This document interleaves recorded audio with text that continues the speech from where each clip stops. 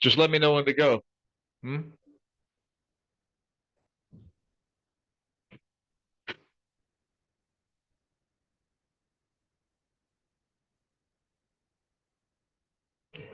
All right. Well, thanks. I'm on again with Charles Walcott.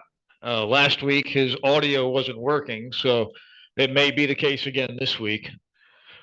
But if you don't remember, he's Charles Walcott and I are both from Fairless Hills, PA, Bucks County.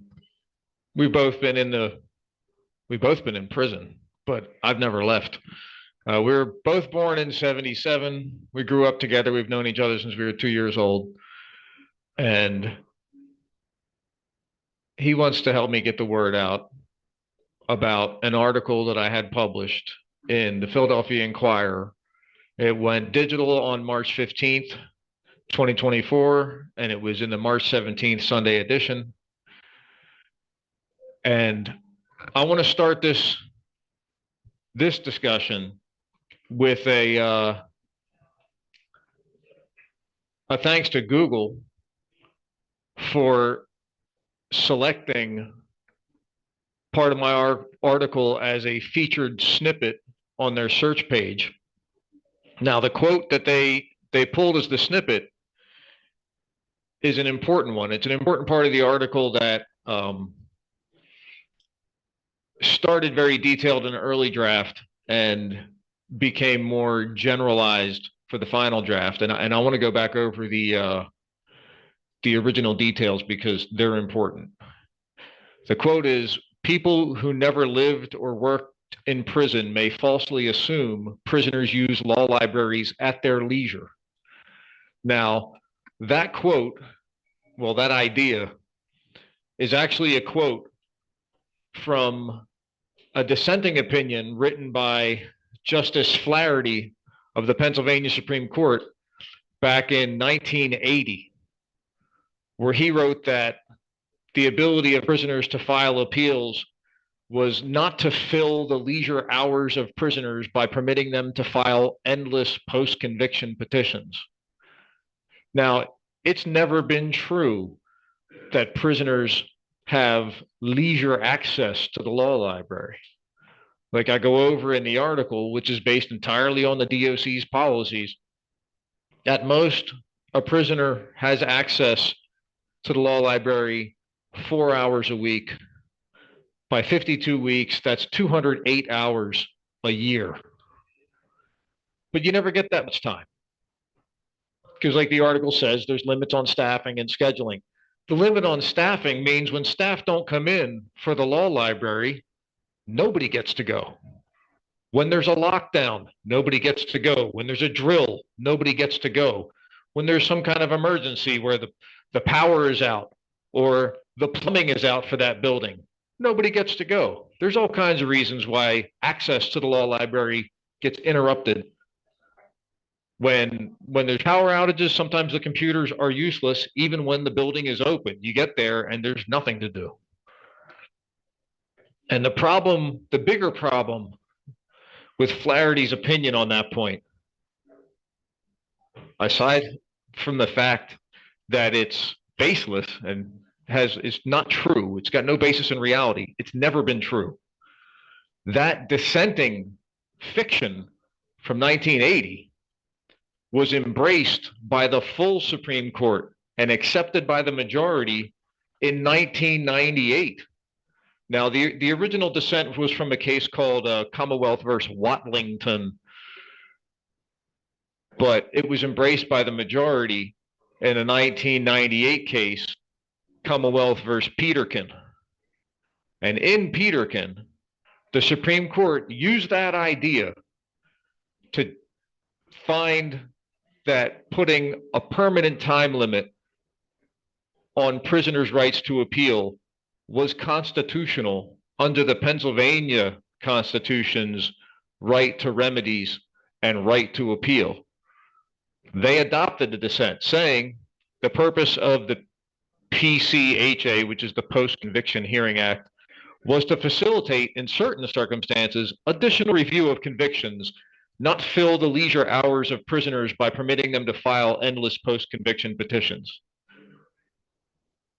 And they think that a 1 year period is sufficiently generous to prepare even the most difficult case.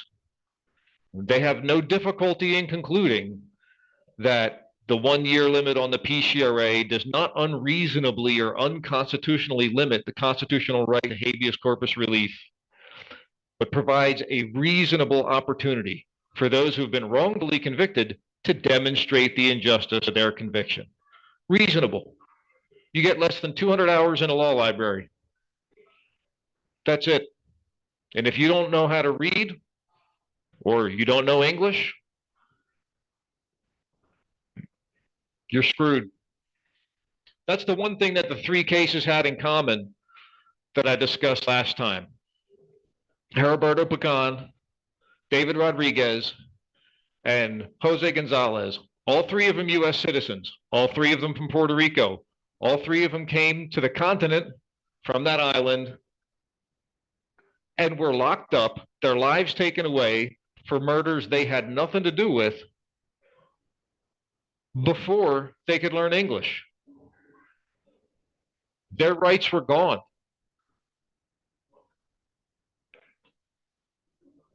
I don't think that's reasonable. I mean, what the Pennsylvania Supreme Court thought was reasonable was premised on a lie. And lies are, by definition, unreasonable. Now, there's another case that I mentioned in there where a shotgun was fired in the courtroom. Now, that was the case of Richard Holohan. He was a Vietnam veteran. Now, he since gave me a copy of the only surviving case record from his case discussing the firing of the shotgun in the courtroom. It's a Superior Court record. And the reason why this is the only surviving record is because the original Allegheny County trial records from his case that were kept in the basement of the courthouse were all lost when one of the three rivers running through Pittsburgh flooded. It flooded the basement of the courthouse and destroyed all the court records. So none of the notes of testimony or anything, none of the original records of his case survive in the county. They're all gone. The only surviving record to show that the shotgun was fired in the courtroom is a Superior Court dissenting opinion by Judge Montgomery, filed September 28th, 1989. The Superior Court docket number says number 00800 Pittsburgh, 1987. And the upper left-hand corner is J45011/89. It's a decision before Brodsky, Popovich, and Montgomery. And Montgomery dissented on the subject of the shotgun being fired in the courtroom. Now, reading from his opinion, he said, in my opinion, a review of the record compels a contrary conclusion to that reached by the majority.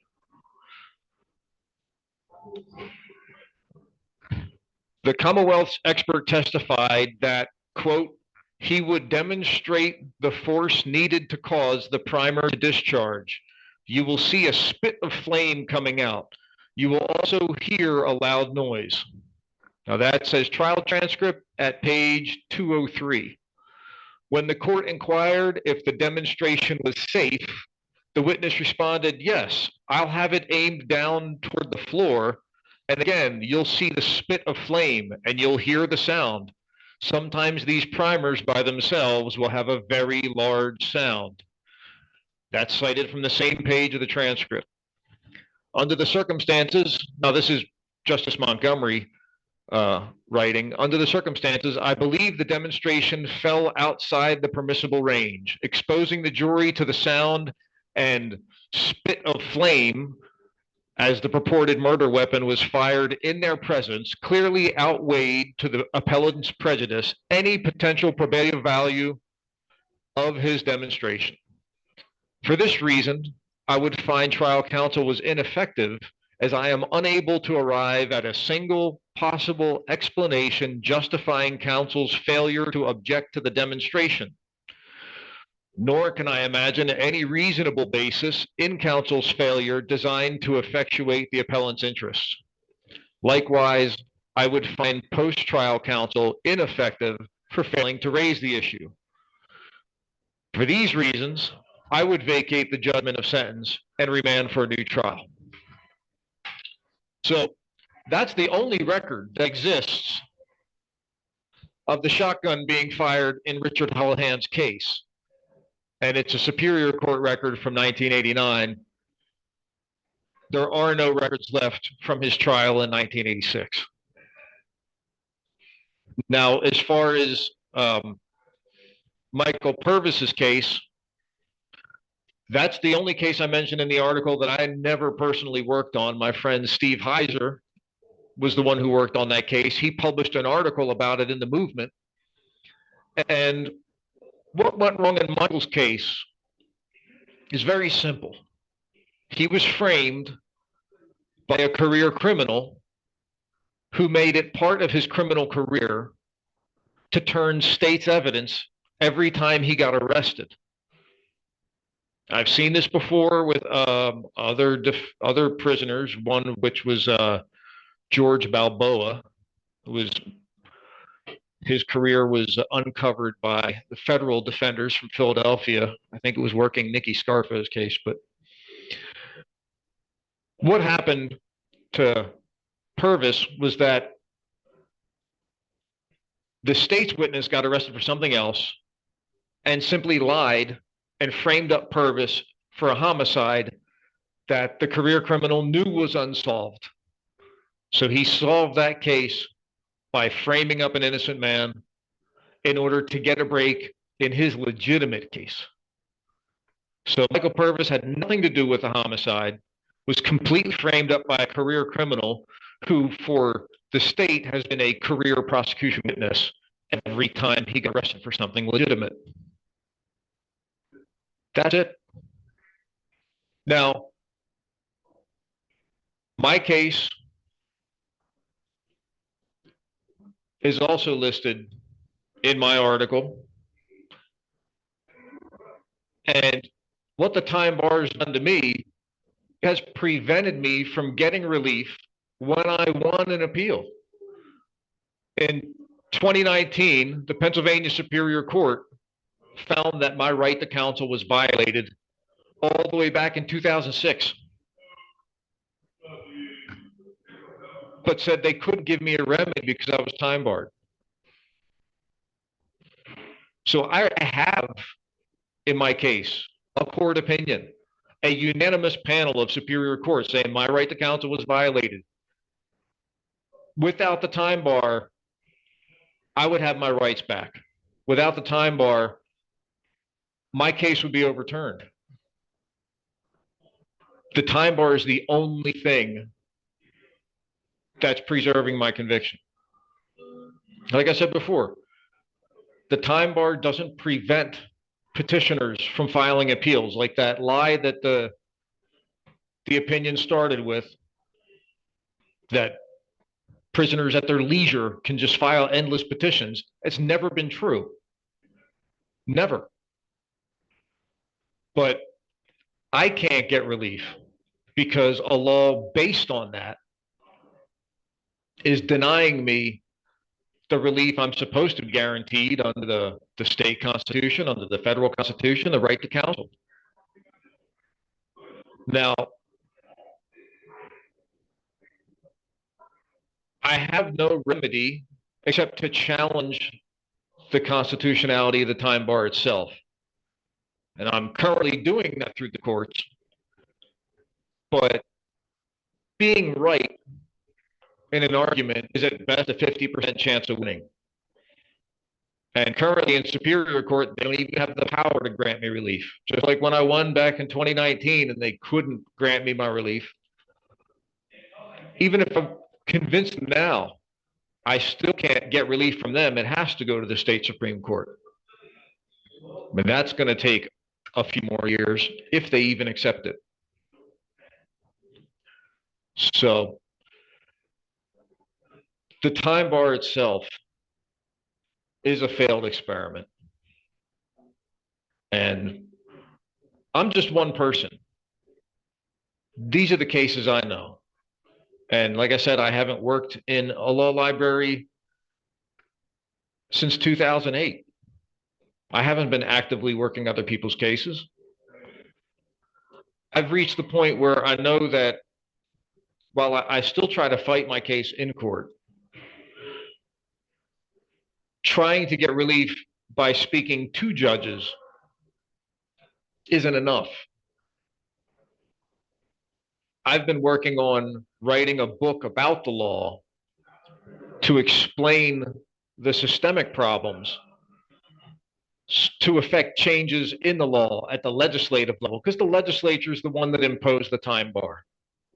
I mean, the courts were complaining falsely that a few defendants were abusing the appellate process. But that's no reason to cut off everybody's rights, even if it was true. But it's not even true to begin with. So it's important for the public to know that they're paying for a judiciary that is not doing its job. They're paying for courts who ask the legislature to cut their workload by getting rid of appellate rights for criminal defendants. And the legislature obliged at the state and the federal level. Time bars are everywhere now. And it's become a hollowed system. Tyranny is what the founders of the federal government and founder of Pennsylvania, William Penn, were concerned with when they developed the frames of government that we have. Tyranny is kind of the boogeyman word in government. But one of the basic ways to understand what tyranny is it's simply someone who lies, someone in power who lies. And the main thing that tyrants lie about is that they're never wrong.